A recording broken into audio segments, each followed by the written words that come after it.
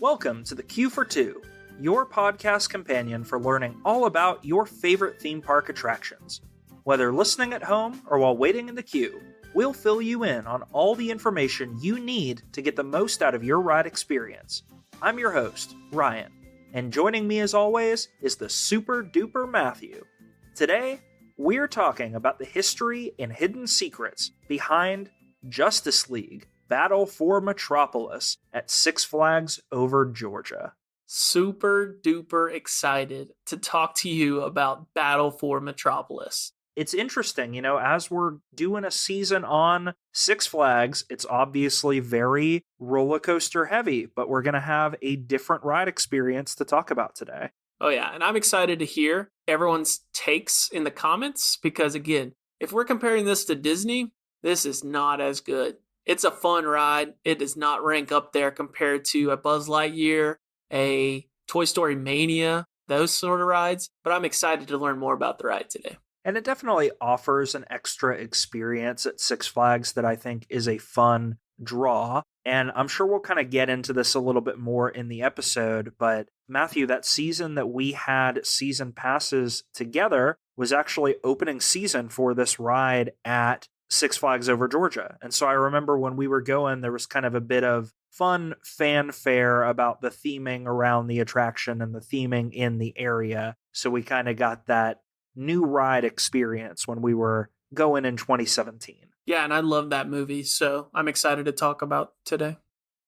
Open Season. I don't know if you caught that. I was referencing Open Season, the movie Open Season that you just mentioned. Whatever you say, booger. Anyway, all right, go ahead. Let's get started. Before we go deeper down that rabbit hole, let's jump into some of the history behind this attraction. To start things off, I want to talk about some of the different companies that were at play collaborating to make this attraction.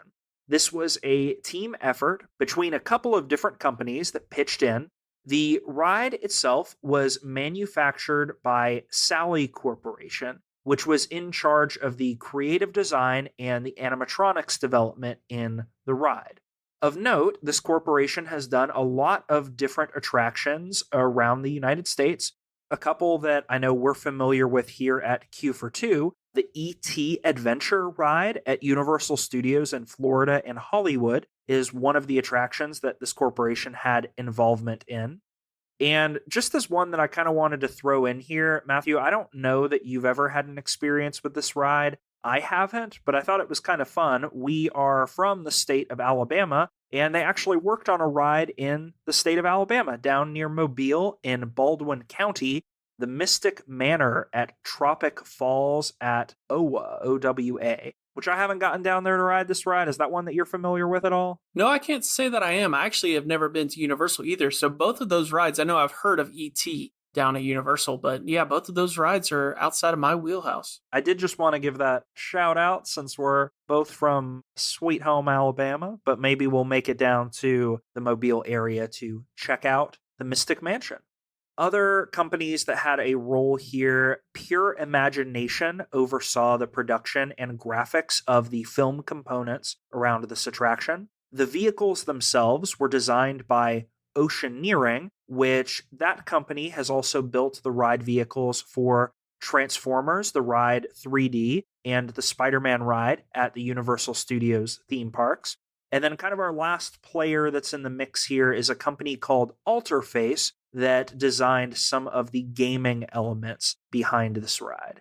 And yes, listener, if you have not ridden this ride before, this is a gaming attraction, so buckle in, gamers. This episode is for you.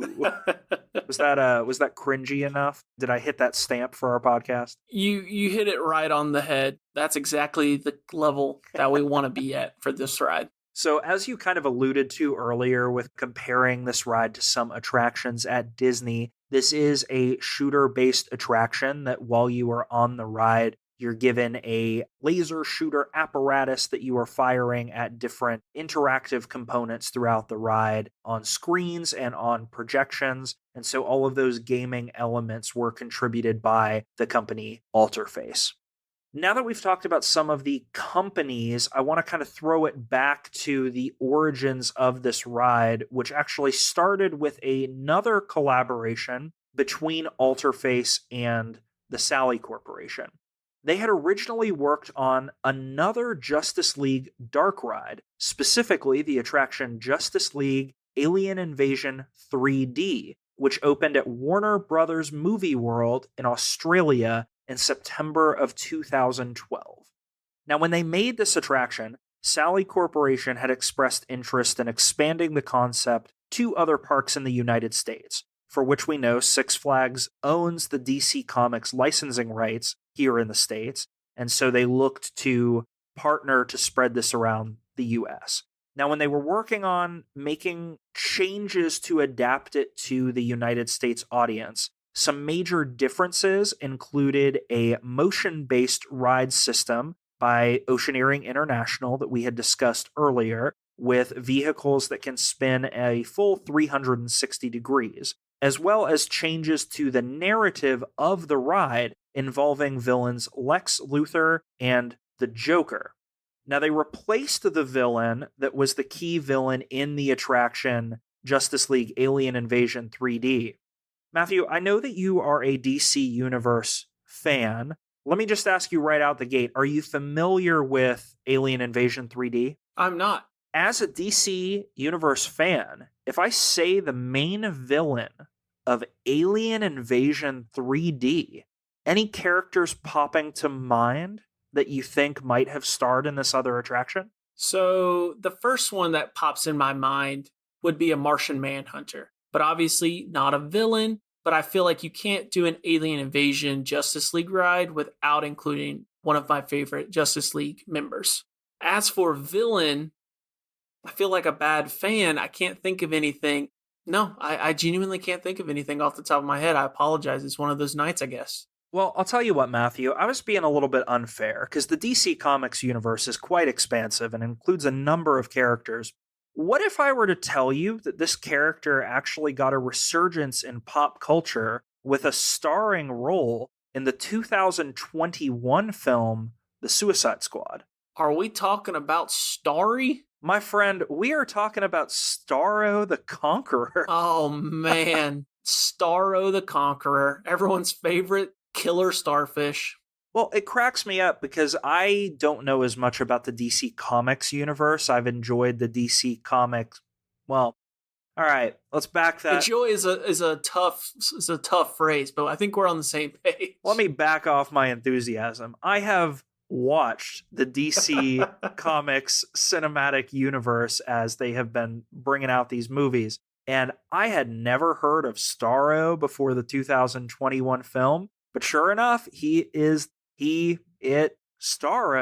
is the lead villain in the 2012 attraction. And so as you're going through the ride, the targets that you're shooting at are actually the little Starros on people's faces that are controlling them.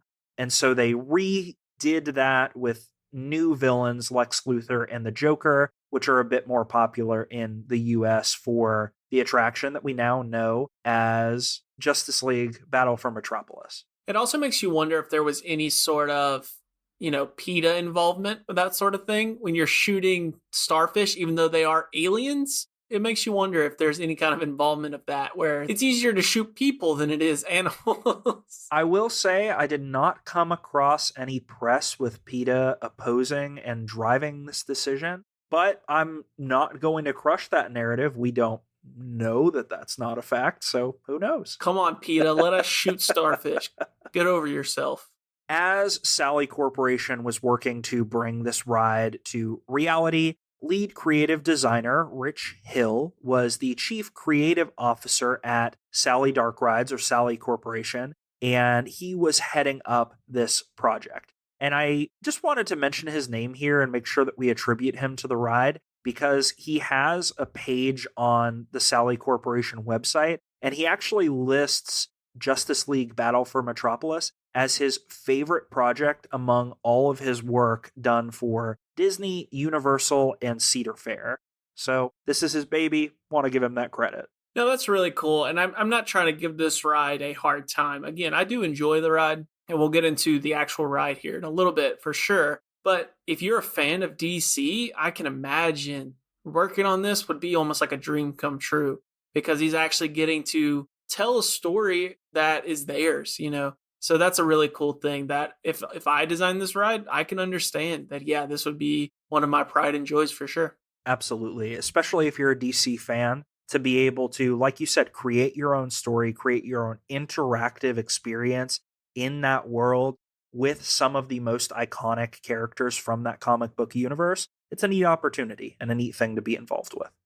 Now, the ride, as I mentioned earlier, opened in 2017, specifically May 26th, 2017, to the general public at Six Flags Over Georgia. The ride has 9 ride vehicles in total, each sitting 6 people. Now, it is important to mention, while this is the date that Justice League Battle for Metropolis opened at Six Flags Over Georgia, there are other versions of this attraction in the United States, some of which opened before and some of which opened after. Matthew, there are a whopping 6 additional versions of this attraction across other Six Flags theme parks. To cover them briefly in chronologic order of opening, they include the attractions open at Six Flags Over Texas in May of 2015, Six Flags St. Louis in June of 2015, Six Flags Mexico in March of 2016, Six Flags Great America in May of 2016, Six Flags Great Adventure in June 2017, and last, but certainly not least, Six Flags Magic Mountain, opening July 2017. And I say last, but certainly not least for Six Flags Magic Mountain, because there is also a special change at Six Flags Magic Mountain that is not present in any other versions of the attraction. In that version of Justice League Battle for Metropolis, they actually include the character of Harley Quinn, who is working with the Joker and actually provides a whole different alternate ending to the ride. And I thought it was pretty cool. I looked up a ride video of this because I was curious of what the alternate ending was. It doesn't change the story significantly, but there actually is an animatronic of Harley Quinn at the end of that ride. Oh, wow. Which I thought was kind of cool. And she sprays you with some of that laughing gas that the Joker is doling out. That's actually really cool. And I think there are sort of 2 points with this ride being at all the different Six Flags parks. One, again, we talked about it. When you have the IP, use the IP. And so they've got the Justice League, use the Justice League. Use your DC for it. Number 2, it gives you a better experience that's not just a theme park, not just a roller coaster. It's a different experience that you wouldn't just see at any old park. And all it takes is a warehouse. It's all just in this big building. You're not taking acres and acres of land. It's just this big warehouse. Slap it in there and you can work on it. And whether it's day or night, rain or shine, you can build this ride and put it in place. So I feel like all those combinations, yeah, copy and paste from one park to the next, whether you make changes or not, that makes sense. I mean, obviously, this is going to have a big impact on visitors that are fans of the DC universe getting to interact with the Justice League in this interactive attraction. But obviously, I mean, from the Six Flags business perspective, this is just a smart decision. You see merchandising for the Justice League and the DC Comics universe all across the park. It makes sense to have this as one of your flagship attractions, like you said, using that intellectual property both to your advantage as a business and also to the advantage of your park guests. Well, Matthew, now that we've talked some about the history of this attraction, I do want to get into our official ride description for Justice League Battle for Metropolis. Are you ready to aid the Justice League? I don't have my Flash shirt on for once, but I'm ready. Justice League Battle for Metropolis is a cutting-edge, fully immersive thrill ride experience which places you right in the middle of the action. As you explore the interactive Hall of Justice, you'll be given a working stun gun pew, pew. to help you battle Pew, Lex pew. Luthor and the Joker. They've hacked into Batman's computer and kidnapped the world's favorite superheroes: Batman, Superman, Wonder Woman, The Flash, and Green Lantern. Now, you must bust into LexCorp to rescue them. You will board motion-based vehicles for a wild journey through the Metropolis streets, where you'll meet up with life-size animatronics. Everywhere you look, state-of-the-art imagery will draw you deeper into the adventure.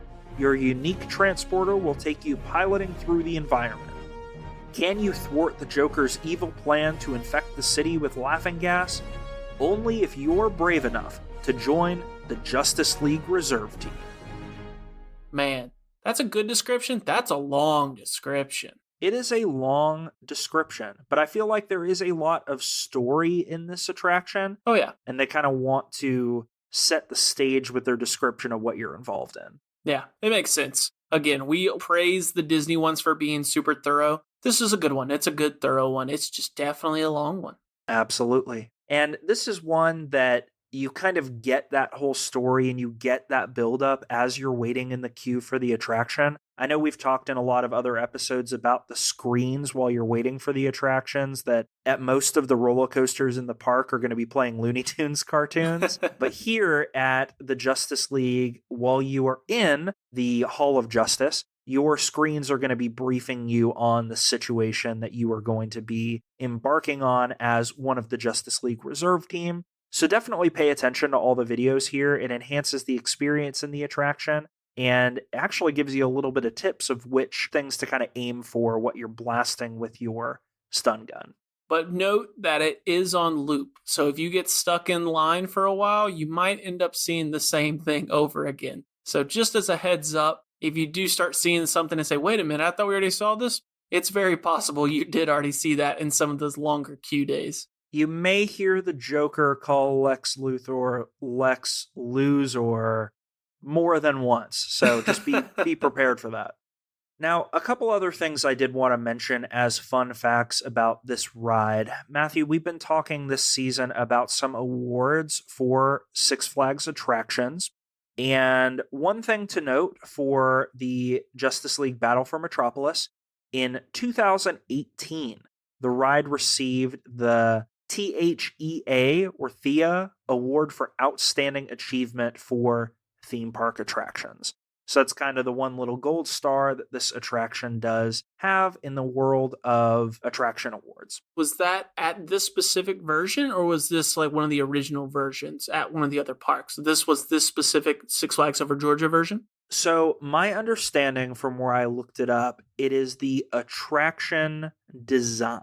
Okay. The fact that this is essentially a copy and paste attraction across 6 parks, and then you have the one that's a little bit different at Six Flags Magic Mountain that we discussed. I don't think it was for a specific location, but rather the ride itself in terms of a design for an attraction. That makes perfect sense, yeah. Now, Matthew, to kind of close out our fun facts, for those of y'all that have listened to some of our episodes from our season on the Magic Kingdom, you know that I love voice actors behind rides. And I love to know what other work they have done and kind of match those voices up in my head. We have several voice actors for several iconic DC Comics characters that are involved in this ride. And Matthew, I kind of wanted to run down the list and talk about some of these voice actors and just shout out some of the other work that they've done. Sounds good. And before we get into this, Matthew, I know there are going to be some things that I think you will not expect that are going to really surprise and maybe even, dare I say, thrill or titillate you. Well, now I'm on the edge of my chair. Don't keep me waiting. I've got to know before we go in this, are you aware of any voice actors that are involved in this ride? I feel like I've read something previous, but nothing's coming to the top of my head. So when you start talking about it, some of the names might sound familiar, but nothing right away. Well, this is wonderful. We are going to build suspense. I am going to end with what I think will be most exciting to you. So you can, kind of have that in the back of your head. Get ready, be waiting on that. To start us off, Superman. Main DC comic character aside from potentially Batman. Our Superman is voiced by Sam Daly. Sam has also voiced Superman in a number of animated projects, including the 2013 animated film Justice League The Flashpoint Paradox. I mention this specifically because I have not consumed a lot of the animated DC content. I don't know if you remember, but we watched this movie back in college. Oh gosh, nope, I do not remember this either. I told you my memory is shot. So let me see if I can jog your memory. This is the version of Superman that in this Flashpoint paradox, he gets like locked up for an extended period of time. So he's like an emaciated, malnourished Superman when they find him. All right, you're not jogging any memories, but this sounds like a classic Flashpoint line. That sounds about right. I was just going through and I saw the picture of that Superman and I was like, wait, I think we've watched this. And I went and looked up the trailer and I was like, we've totally seen this. So shout out to our college roommate Shirag for hooking us up and having us watch this, because now I know a voice that Sam has done outside of this attraction. So that was cool. Our next big iconic character, Batman, is voiced by Kevin Conroy. Kevin has done a number of Batman voices in other projects as well, including animated projects and video games. Most notably in his video game roster, he provided the voice for Batman in Batman Arkham City from 2011. Yeah, I was about to say, that name sounds familiar. I believe he passed away only a few years ago, so may he rest in peace. You know, he is one of the iconic Batman voices. He has done several Batman voices across several different video games and animated projects. So he was a big voice actor to pull for this attraction to voice such an iconic character, for sure. Next up on the roster is our voice of Wonder Woman, which is Susan Eisenberg. Now, she has provided a number of voices in the video game Skyrim. She has been a ton of characters in that video game. Not any specific named characters that I remember, but it was like a list of over 20 different characters in the Skyrim video game. And one that I remember very well from my childhood, we all know I'm a big Star Wars fan. She actually provided the voice of Jedi Shakti in Star Wars The Force Unleashed. Interesting. Next up, we have the voice of both Green Lantern and The Flash. It's the same voice actor for both superheroes on this attraction, and they are voiced by Josh Keaton. Josh has a couple of credits to his name that are quite noteworthy. He has a number of different credits, but some that really stood out to me. I can't let you give me any spoilers because unfortunately I have still not seen this film, but he voices Spectacular Spider-Man in the 2023 Spider-Man Across the Spider-Verse. That's where I recognize that name from. Okay, I was about to say, that name sounds familiar. Okay, now I know. Throwing it back to our childhood, he voices young Hercules in the animated Disney film Hercules, which, if y'all are sleeping on that film, you gotta watch it. It's a good one. It's one of my favorites from Disney childhood, so that's a good one to check out. And one other kind of video game universe reference that I wanted to bring to your attention, Matthew, one bigger role that he has is the junk dealer in the 2019 game Death Stranding. Okay. But to voice both the Flash and Hal Jordan, Green Lantern, that's interesting. He really pulled out the vocal guns to get two starring roles in this attraction. You think they just forgot? That they were like, oh crap, we forgot about the Green Lantern. Hey, while you're here, just go ahead and voice both. Yeah, they got them all in the studio and they were like, are we missing somebody? And then looked at the roster and they were like, oh no. Next up on our list is going to be the voice of Supergirl, who is Nicole Tom. She has voiced Supergirl in a number of other animated projects, so this was kind of another big pull in terms of keeping character continuity within multiple different DC projects. We also have the voice of Cyborg, who is Bumper Robinson.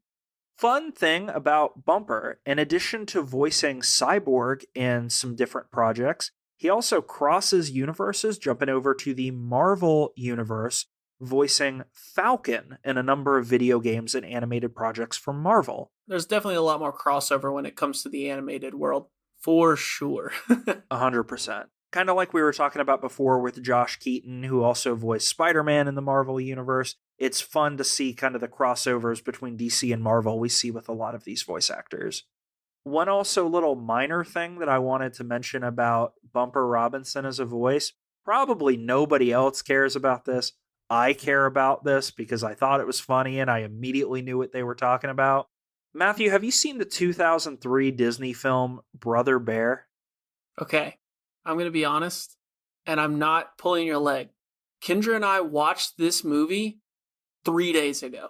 Incredible. Absolutely unplanned. We just had a movie night and just chose Brother Bear. And I love that movie, and she had never seen it, and that is crazy that you bring it up. This is insane. I feel like I'm in a simulation. Well, Matthew, I'm glad that you did your homework, and I'm glad you watched it so recently because I'm hoping that you're going to remember this little part of the movie. Do you remember when Kenai, and he's like coming to terms with all of a sudden, spoiler alert, being a bear and realizing that he's a bear and he's like trying to figure all of it out? And he comes across these two little chipmunks that are arguing about stuff, and then he realizes he can understand what they're saying. Yep, they're arguing about a nut that's in one of the guy's chipmunk's mouth, and the other one's saying, where's the nut? And he's just like, I don't know what you're talking about. Well, Matthew, the voice of those chipmunks is none other than Bumper Robinson, the voice of Cyborg. Wow. Wow. Really tying it all together. This is definitely a simulation. I just thought that was a great credit. That really cracked me up because instantly when I read it, I was like, I know exactly what they're talking about. That's perfect. Well, what a happy coincidence that you did your homework for this episode without even knowing the assignment. I love it. It's great. Well, Matthew, that is going to do it for our voice actors for our superheroes on this attraction. But we got to end it big. We are going to talk about our two villains next. So I mentioned them earlier. Starting off with Lex Luthor, we have Fred Tatasciore. He has a number of voice acting roles. I'm talking a very, very, very long list of credits that I spent a long time reading and had a few things to highlights that really stood out to me. When we're talking about Six Flags, we always talk about Looney Tunes. It's a property in the park. It's a property that we see on the screens and the other attractions. And Fred has voiced both Yosemite Sam and the Tasmanian Devil in a number of Looney Tunes properties. To name a few properties that are very pop culture, but depending on the circles you run in, might be kind of obscure.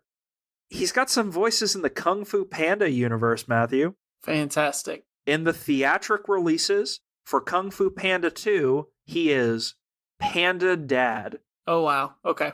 And then Kung Fu Panda did a children's television series, Kung Fu Panda Legends of Awesomeness, and he voiced Master Shifu for the run of that animated show. Oh, man. These are some deep cuts. You're diving in. Now, Matthew, one that is not a deep cut that I know is very near and dear to our hearts. What if I tell you he voiced somebody in both the TV show and movie Barnyard? Oh, why did I know it was on the tip of your tongue? I felt it coming. So for those of y'all out there, if you haven't seen Barnyard, quality movie, and then Back at the Barnyard, the TV show, great kids show. Matthew, Fred voices the farmer. I was about to say he has to voice the farmer. You nailed it. Yeah, he voices the farmer in both of those properties. Yep, 100%. Now, there is a little obscure reference that I want to mention that is a joke that we talk about very frequently. This is a family-friendly podcast. For a moment, I'm going to reference not a particularly family-friendly show, but still keeping everything family-friendly. Got it. Which it's ironic that this is not a family-friendly show, because, Matthew, we're talking about Family Guy. One of the most iconic jokes in the Family Guy universe to me. Matthew, he voices a Parker Fennelly, which you may not recognize that name, but what if I were to tell you... Pepperidge Farm remembers. Oh, Pepperidge Farm. Okay. He's the Pepperidge Farm guy in Family Guy. Pepperidge Farm remembers. That's so funny. I really thought you were going to say Bigwell when you were talking about a reference. Man, if he was Big Well, man, he would have got me. Man, I wish it was Bigwell. I wouldn't be able to hold that back. I would have come right out the gates with saying we're going to be talking about Bigwell.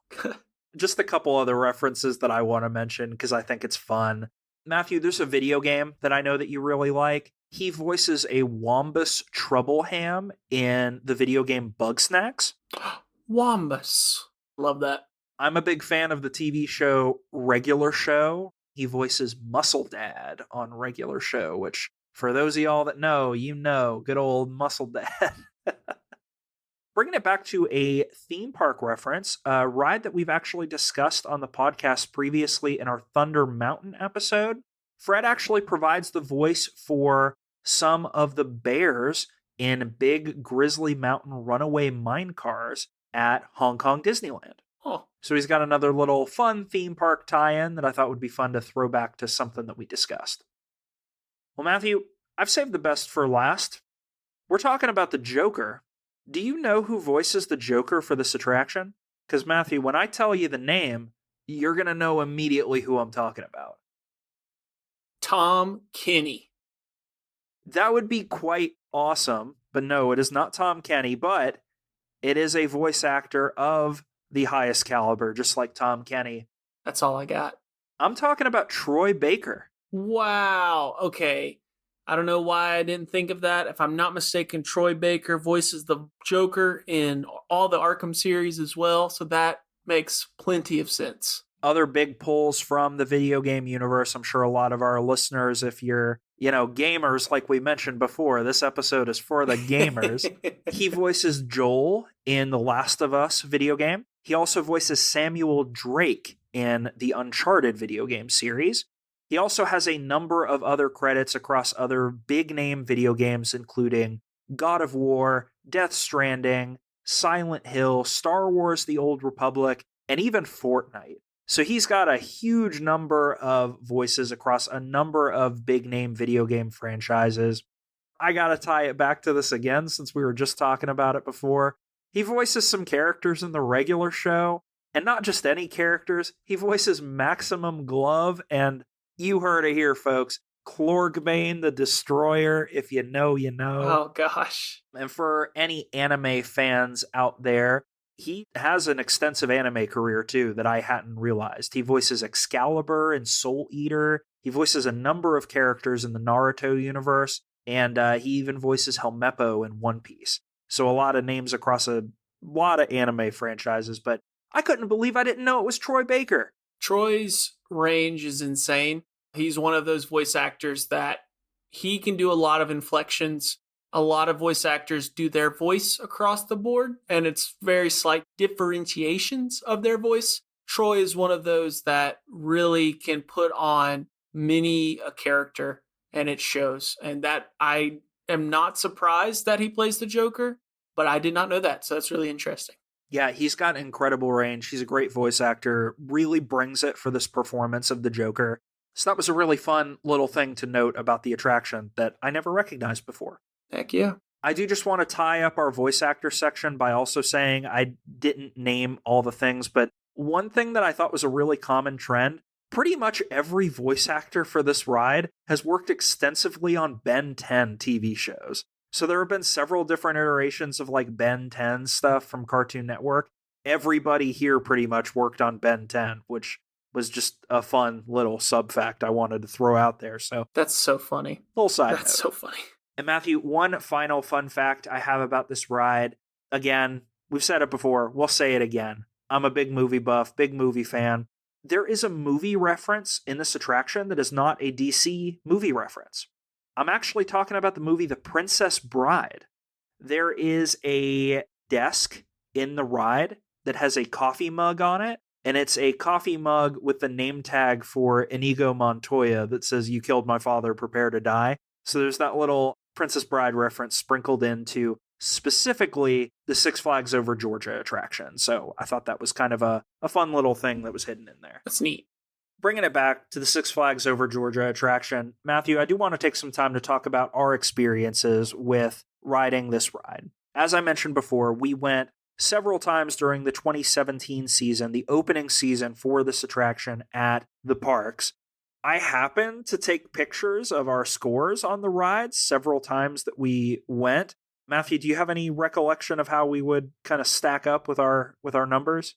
I just know I probably won. That's all I can remember. So, unfortunately, you're right. You were winning most of the times that we went. I will put the stipulation on the fact that some of the times that we went, I was filming. Yeah. I wasn't paying attention. You can see that firsthand now that I've got the film on our YouTube channel. Go on over to our YouTube channel, check out our ride video for Justice League Battle for Metropolis, and you can see the pitiful, poor score that I had while trying to focus on filming this ride. Specifically, my score was like 49,500. Matthew, I think on that version you had scored 118,886. You were in the top 30% at that time for the ride scores. Man. During that season that we were going together, I had gotten as high as 98,200. But I went back in 2022. I got better. I got up to 171,500. And it told me I was in the top 1% of all time. So, kind of a big deal. Now, the question is it all time? Because from my recollection, I thought it was the number for that day. Look, it clearly says in text, top 1% of all time. Okay. Now, the fact that it's ranked for your vehicle by the day, you're not going to drag me down. I have the picture of the text that says all time. So that's what I'm going with. All right, we'll take it. We'll accept it.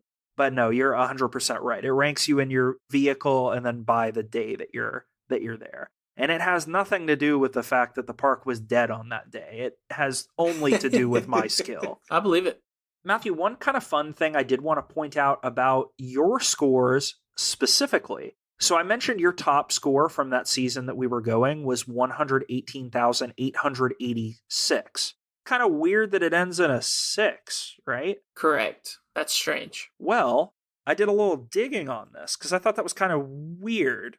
And there is an interview from the channel Coaster Addict where they go through and interview communications manager for the park, Gene Petrello. And during that interview, he actually mentions, in addition to the fact that there are apparently 600 targets throughout the attraction, which is quite a lot of targets to be shooting at, a single one of those 600 targets is a special target that actually allows your score to end in 6 as a reference for Six Flags if you hit that secret target. Now, in terms of what that secret target is, of course, he didn't disclose that. I couldn't find it anywhere on the internet. I'm not sure what that secret target is, but we have definitive proof that Q42 has hit that secret target. So that's pretty cool. And you might be saying, Matthew, why don't you tell us what it is? I'm not going to. You're going to have to find it yourself. I know what it was, and I'm just not going to tell you.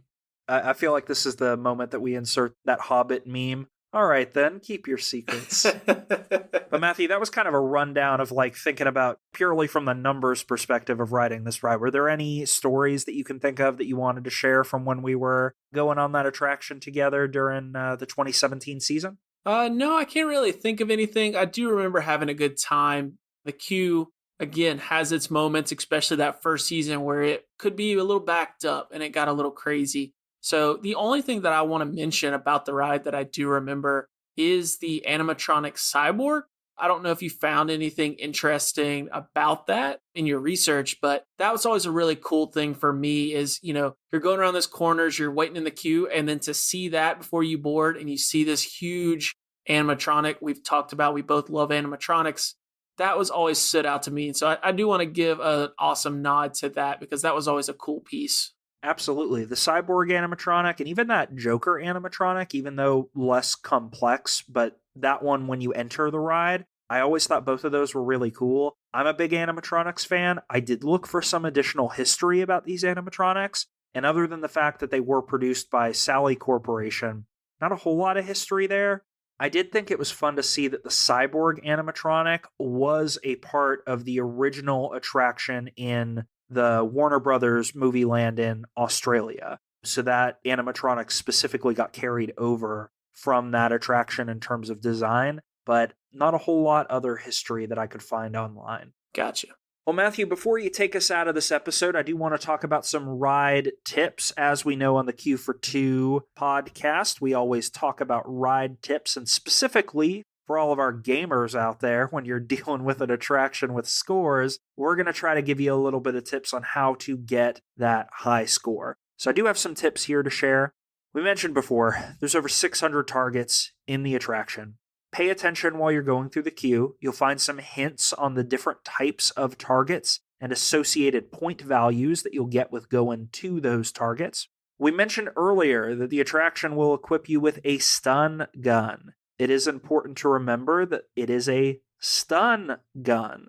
So any individuals that you are shooting at during the attraction, you only stun them, so you can actually continue to shoot at the same target and continue to get points from that target during the attraction, which is something I never thought about and I didn't know. So that is an important thing to keep in mind, because sometimes it can be kind of hard to find where your laser pointer is for your gun. So once you find it in that spot, if you find a good target, just keep lighting it up and it should keep raising your point value. That's interesting to know.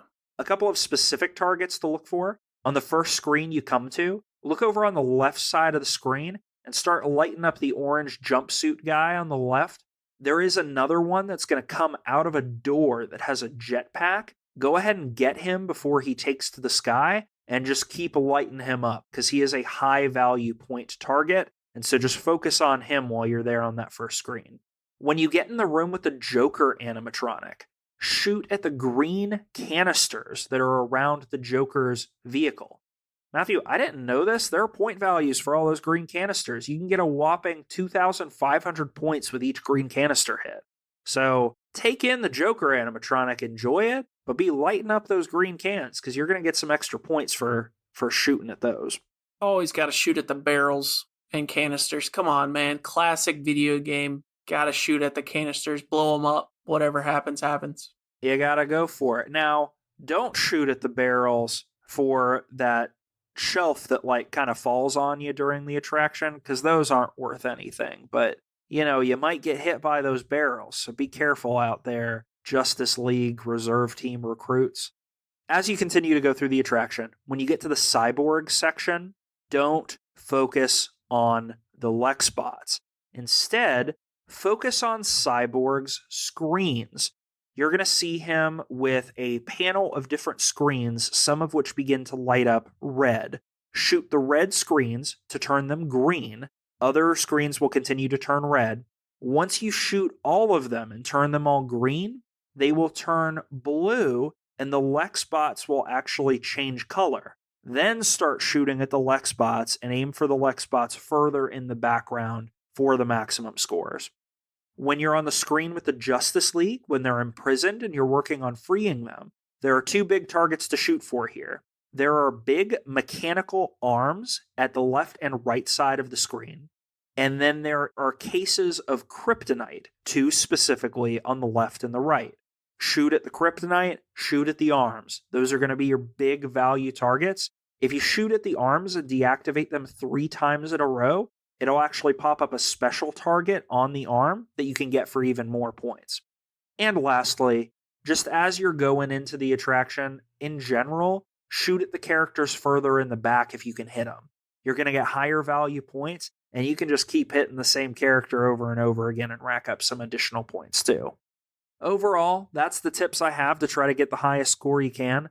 I am certainly excited to try these strategies the next time I go to the park, because straight up, I did not know a lot of these when I rode last time, so I'm hoping I can get that 171,000 up a bit more, but we're going to see. Matthew, are there any tips that you had for this attraction?